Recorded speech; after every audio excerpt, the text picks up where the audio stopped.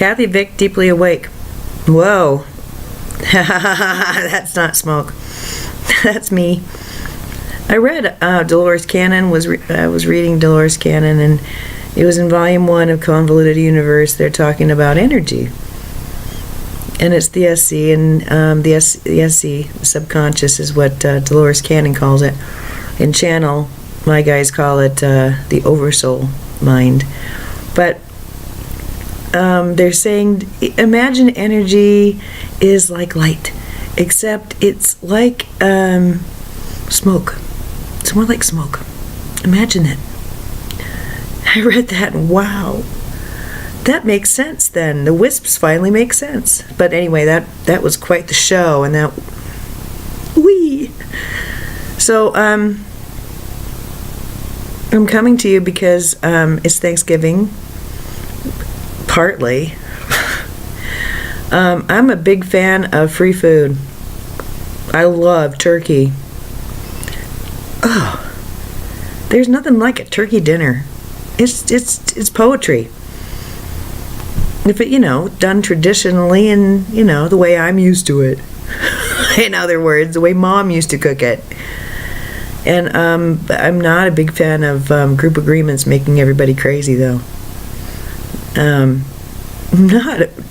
Totally not a big fan of group agreements that require the spending of money. I'm just aware when that's the case. But I'm also aware that group agreements oftentimes lead people to feel like they've done it wrong, or that they can do it wrong. It's just a day. Being a nurse and having worked many, many, many holidays, so many weekends and nights, all of it begins to it begins to appear as what it is. There are group agreements. I'm thankful today is a day that we give thanks. I've never really understood why every day isn't like that. I think we'd be happier as a people, but that's just me being a hippie. I want to tell you guys about what happened to me. It's been a big time. And what I'm left with was, at the end of it, I understand. The idea is to just be okay holding all of it.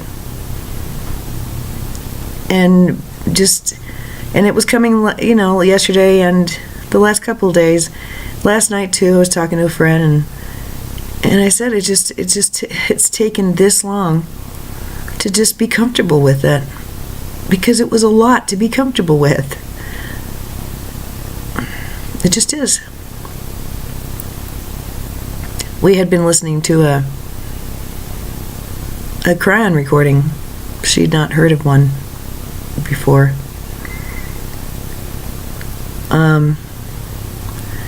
I always love sharing Cryon for the first time with somebody who actually shows interest or willingness, if not interest. And I don't know, I guess in that kind of circumstance, it just I feel so at home listening to him and understanding the words and knowing what they're going to say next and agreeing wholeheartedly.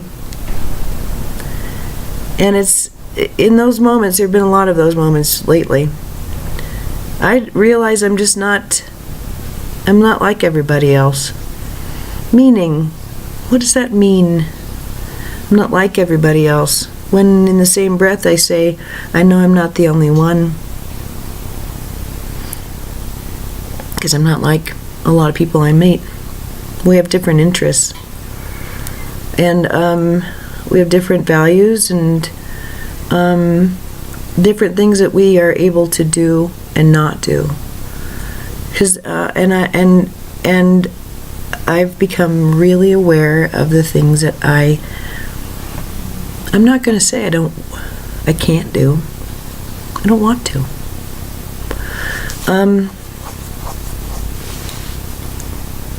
It maybe sounds dismissive, but it's not.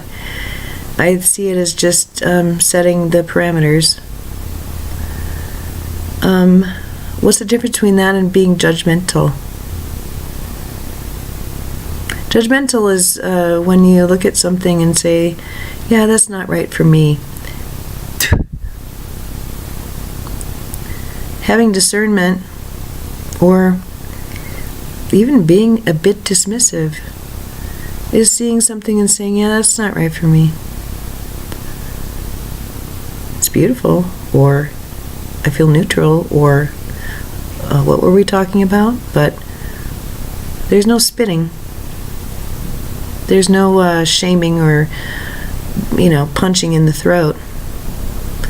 And I realized that that's what I was doing after Trump got in and before. Just a hatred. I'd had enough. Really, you children. I mean, I am a passive child because I didn't partake. But there are some who went out of their way and continue to, even today, raise and hold the flag for that man. Because he represents to them what they really resonate with. And, there's a lot to choose from, so I'm not going to second guess what it is they find attractive, but that they find him attractive is, that informs me. Just as it does if you tell me about your life or your pursuits or who you lay down with every night and why, or what you want to have happen in 10 or 20 years. Well then, that's very helpful and it's all beautiful. It's all beautiful. And although it might not be right for me, I'll listen to it, but what is it that made me do the spitting? It's bothered me. So I want to tell you what happened last night. It was very unusual.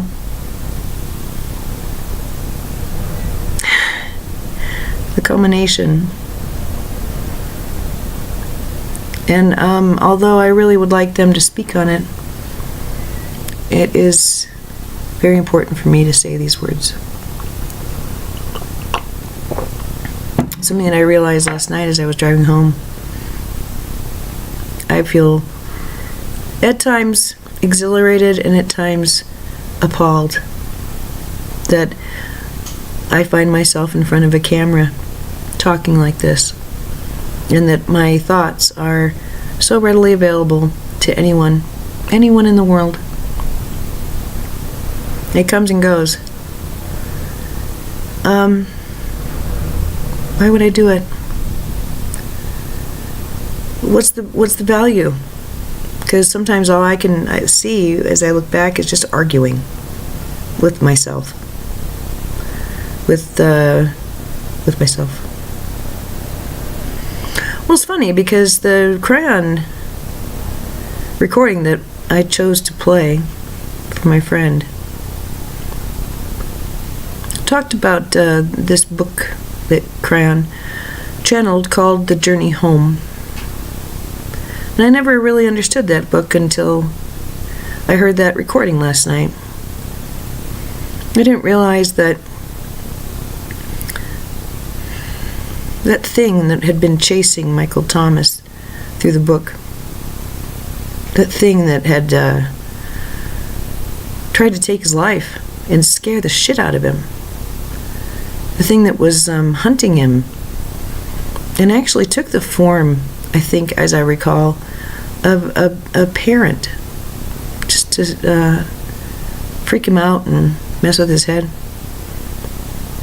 That was his lower nature.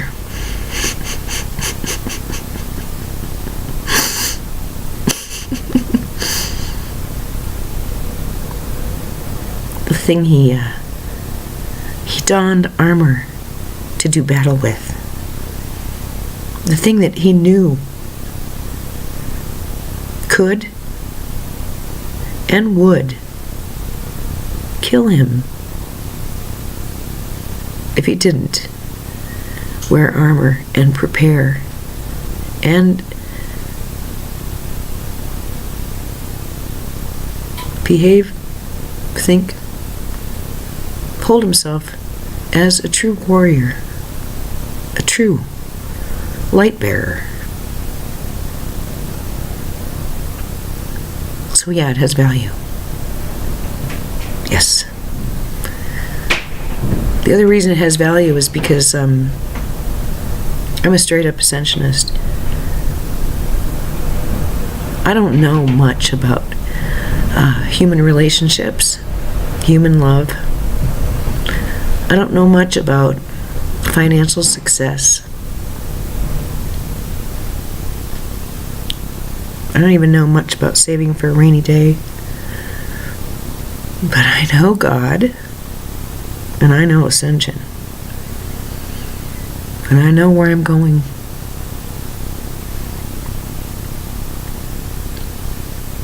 I was reminded by a friend last weekend what Jesus told me when I was a kid, when he came to me there in the back seat of a car. When I was a kid, the words he told me that, well, they're part of me. They didn't leave me, and they didn't change my understanding of the words. Has changed, but the words, no.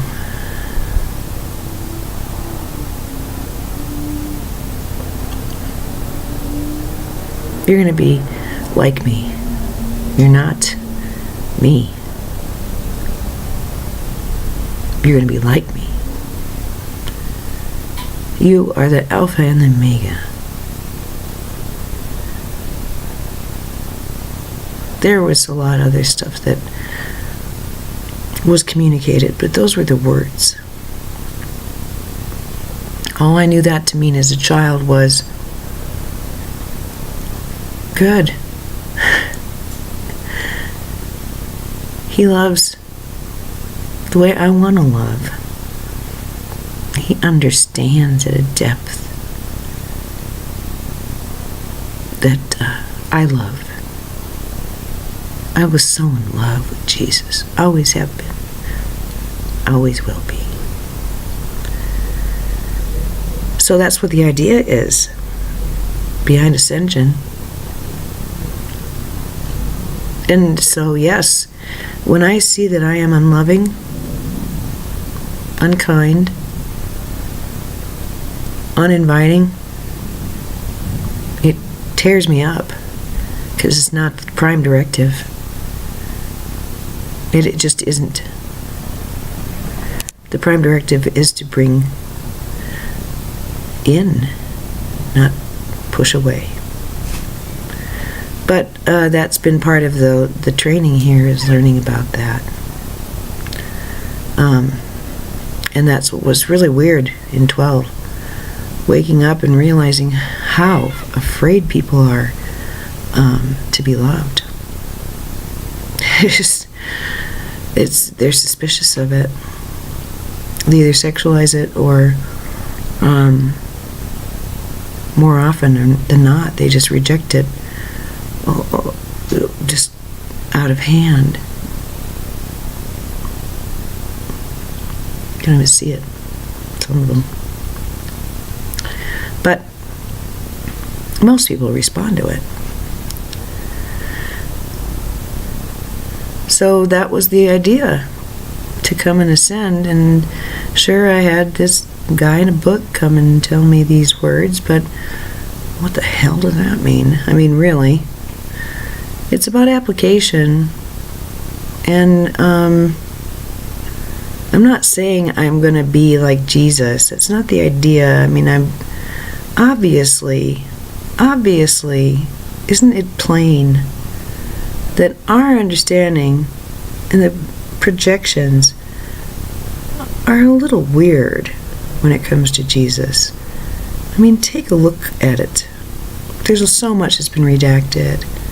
He was, well, and there's more than one of them, but surrounded by an entourage of females, highly Essene, well protected, and highly eccentric. I mean, look at it.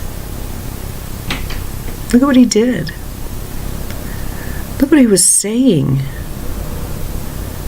Look who he was saying it to. Look how he did it. Sure, it got him killed in the end, but, I mean, that was a given. It was obvious. Of course. It was a setup. It was a Judaic myth that had to be acted out. It was a psychodrama. But look what he did. He was a rebel. He broke rules everywhere he went. He was a rule breaker. And he did it wisely. With humor. With stories. So,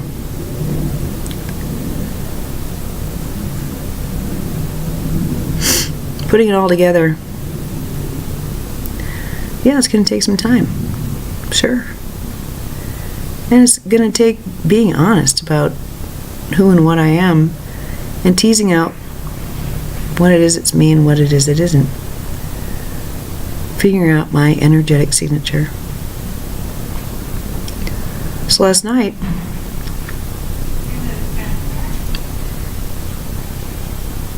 I'd reached the end of something. Could feel it. Couldn't sleep. I laid down. And they were with me and they said, they counseled me and led me through pictures. What I saw was myself in a silver boat on a black ocean, stars, dark at night. And it was very brilliant. I thought, well, wait a minute, if it's all lit up in silver, I'm not going to be able to see. But I could see through the walls. And then I looked down and I saw a whale. And somehow it was in looking at the eye. But I saw that whale and it's like I fell into it. And I understood whales better. What they hold, what they contain, how big they are. Massive, massive, massive spiritual. I can't even use the word entity. And then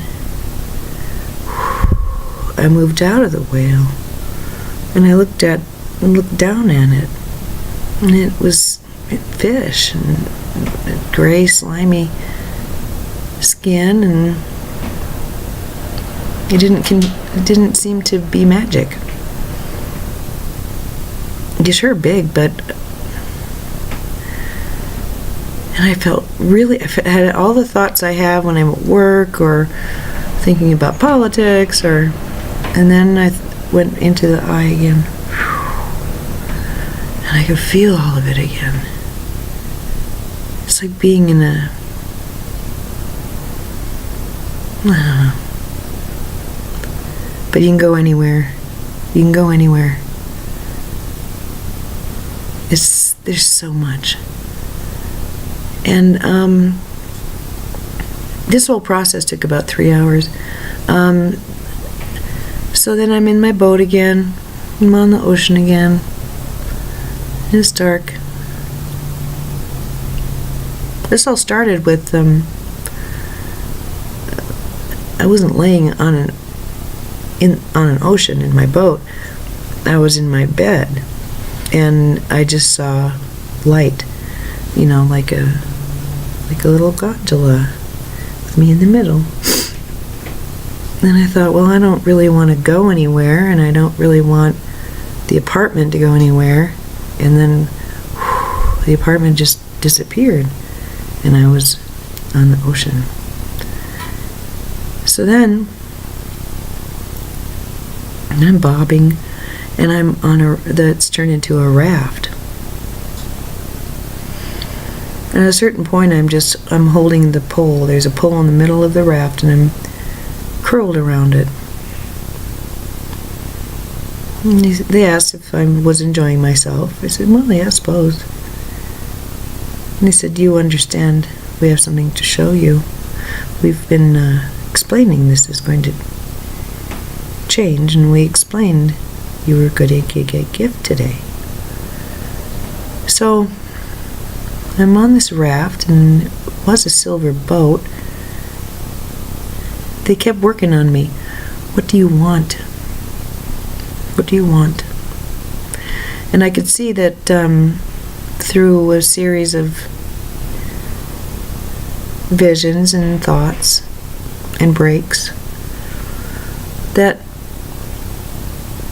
part of the issue with manifesting is hollering out what you want from an area of the problem, being within a problem, and then hollering out, I want whatever solution to this problem, what it's going to look like, something other than the problem, right?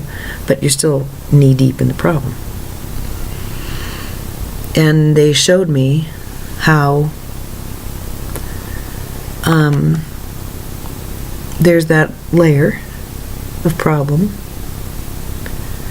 and everything is black and white, good and bad, right and wrong, left and right, dualism. And then raising above that, and seeing the other side, but in a bigger way, and then being able to see the whole thing. They were showing me that I was the person in the boat. Yes. And then there's that whale, and the whale just from the outside, but then there's the whale from the inside. But can you, they asked me again and again, they put my life stories into this mix of deep dualism, and then more profound spiritualism, and then the big picture. And they said, in the end, that's the idea. Holding that perspective. How do you feel? Felt nothing but love. It was so beyond pointing out how someone else was thinking wrong. How I had been thinking wrong. How we had been behaving poorly. It went so far beyond that. So far beyond any kind of system that would recognize this system of right and wrong, this reaction,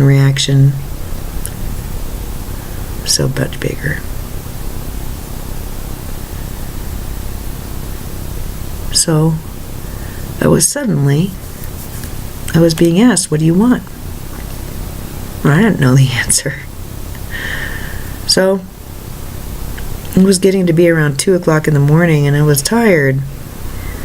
And I finally laid down again after another little break. And sometimes when the downloads are really intense, or when the heat is really intense, or I can be sleeping or drowsing and I'm heated up, and or I'm just moved. I have got to sit up now. Body needs to sit now. All right, body needs to lay down now. So my body laid down. And I was no longer on a raft. I was in my little silver boat. But once again they said, what is it that you want? And I said, I don't know. They said, consider this. And it was the gold color first, but the boat was different. And the boat had people on it. The boat had a loved one down below who was waiting for me. The boat had people there who wanted to give to me. And everything was cooperative, though. It wasn't just to give to me. I wasn't like the captain. No, on this boat, everybody was helping each other. By virtue of being themselves, they were helping each other. And it was big. It was like a liner. I mean, not like a cruise ship, but a nice yacht. And I said, this is what I want. I want to be surrounded by people who are loving, and we all want to be kind to one another and generous to one another. We all want to admire each other and be kind to one another. We all just want to leave each other be, but be around each other. Because we value each other and what we can do for each other. I just want this much love and more. I want this gold. I want this sense of purpose. Just suddenly I didn't feel like I was adrift and alone and needing to hug a pole to feel soothed. And I wasn't a lone woman in the deep of night in a silver boat under a moon looking at the whale. Not that either. I was just happy. Just full, satisfied. And actively creating around people who were actively creating and loving and not annoying, who had sense.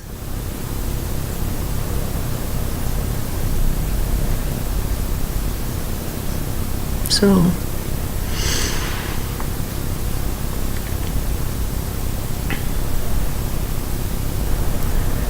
what's been coming through the last couple of days?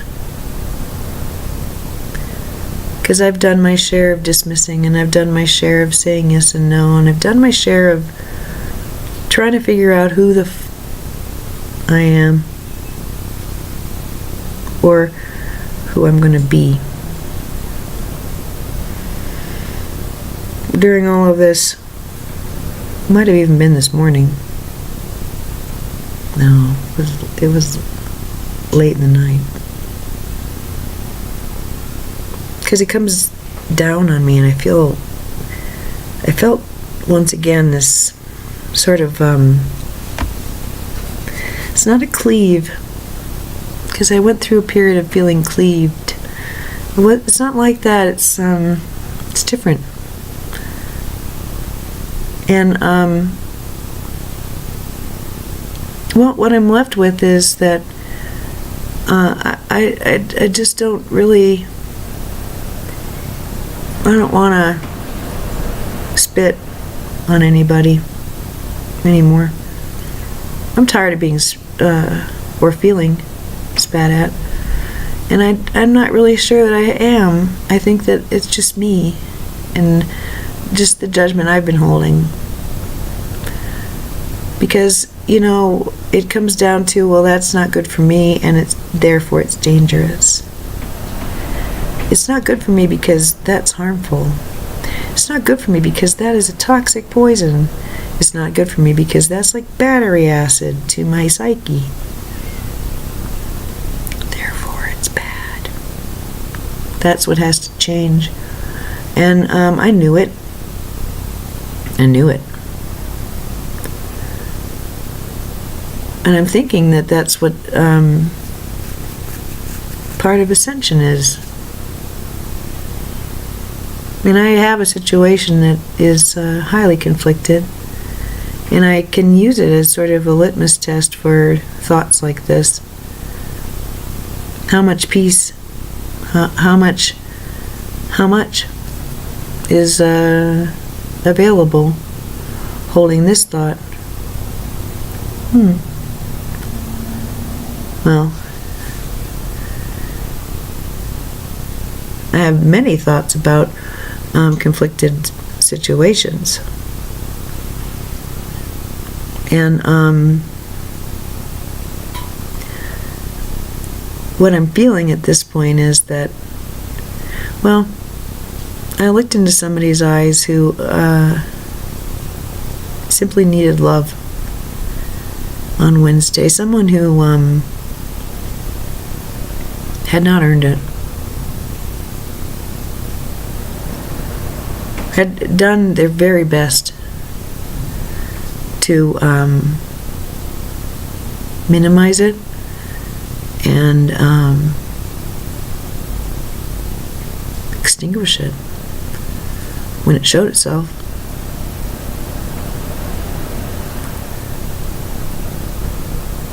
And of course I took that personally and was wounded.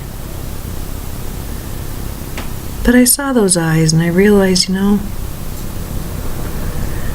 think I'm done with being so angry. Because what I see in front of me today is someone who's so confused. I mean, I know it's hard. And I know the confusion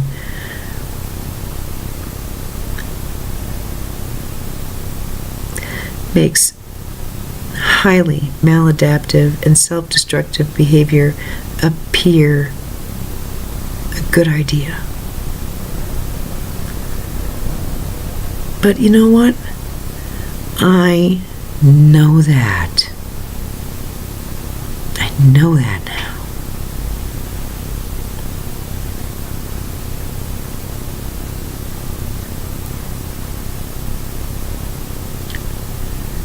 I could have been kinder. I did my best. I gave more love than expected. And I could have been kinder.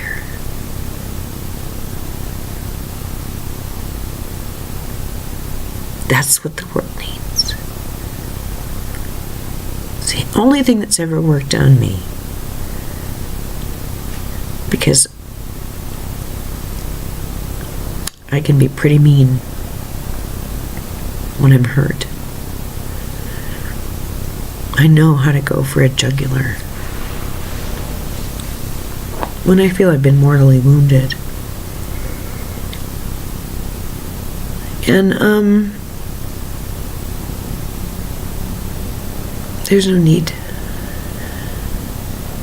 I'm not at risk for being wounded because, I haven't forgotten what they've told me, remembering what it's like to be a whale. Consider the largest whale in the ocean, they said. Now, imagine how much whale, no, how much fear does that whale hold? Largest creature on the earth. How much fear? So, Last night was a good meditation. I'm beginning to realize how much it is that I hold. I'm beginning to be okay with the responsibility that infers. And that not everyone even has to understand there's a responsibility that goes along with it. To not expect or need for anyone to understand.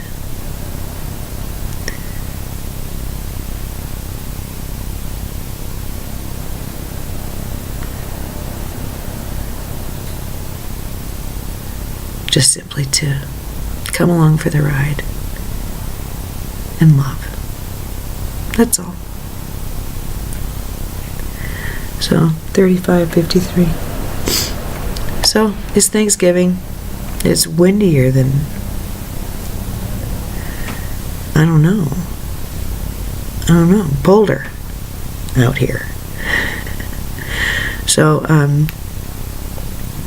I hope that you are thankful for things that are above and beyond what you can see, smell, feel, hear. There's so much more than the physical senses. And I think it's when we expect that it's our physical senses that give us everything, and our souls know that it's incomplete information. Well, we can begin to think we're incomplete. We are not incomplete. We're just not appreciating all of the information simply because it doesn't have a sense organ that you can clock, or a vocabulary that's all that easy to language. Doesn't mean it's not real. And I'm glad I had the meditations I did. I feel more put together. And I'm always thankful, but more so today. And sort of riding the line between whether I feel weird or okay about these tapes, but I'll let them stand, and I certainly am going to be publishing this one. I think it's important. I'm going to channel next, and then I have errands and happinesses, so I hope you do too. You're loved. Whether your group agreement brings you into a group, or whether you wind up eating a TV dinner and watching Netflix, I've done both, and I've been happy doing both, and I've been miserable doing both. So, it's another day. Tomorrow's going to be Friday. Remember that. If you're in the middle of something weird, and if you're in the middle of something that feels good and is significant to you, well, stop. Breathe deeply. Really appreciate it in your body. Smile. Take a look around and cement this, not only with your senses, but with your heart. Dwell in your gratitude and happinesses today if you have them. I contend you can have them no matter what the circumstance. They might be microbursts of happiness, okay, but they're still there. They're still available. All right. As the wind blows, as it howls, I welcome the winds of change and wish you a happy and fond Thanksgiving. Namaste.